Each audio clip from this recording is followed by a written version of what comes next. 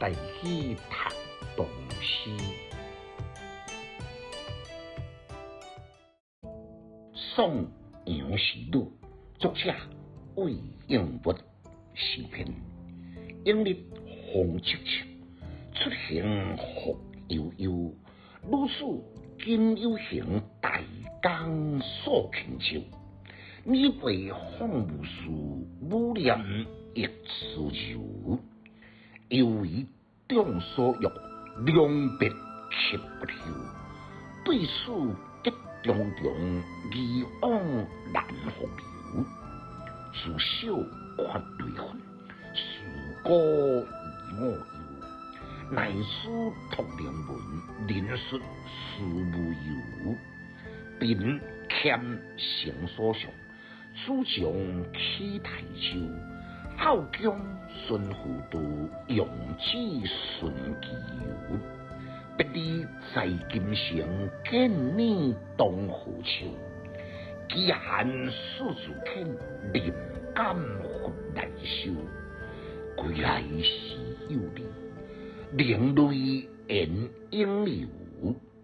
感慨，这是传统诗内面真特别的一首。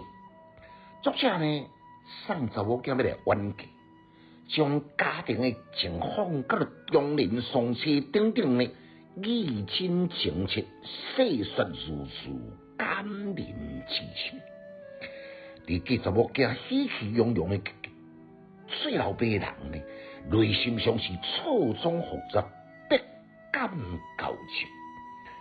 一方面担心路途遥远，大汉查某囝必须要齐存溯流离想，含着依依的心情，回想伊两个查某囝自细汉呢，都无老母通来疼痛，拢是由伊父剑苗子来养育成人。今仔要来出家时，大汉查某囝呢，敬教兼照顾到细汉查某囝长大成人。爸囝三个人10几年相依为命，今日大汉查某囝来挽嫁，互伊柔肠寸断。也毋过呢，李大当家这是人之常情，伊上担心的呢，对细汉无老母，减少归门家务的训教。好佳哉，要嫁去因翁婿厝内呢，是重视行人真好的家风，必定会当来体谅，必定会当来宽容。世俗所准备的嫁妆呢，伊无准备真充足，安贫乐谦是因厝内一贯的传承。孝顺恭敬，恪守妇道，更加被重要。千言万语来交代，共款都来分手。不过在见面，唔知都系多一年咯。尽管生性乐观豁达，也不面对此情此景，也能克制内心上的辛酸苦楚。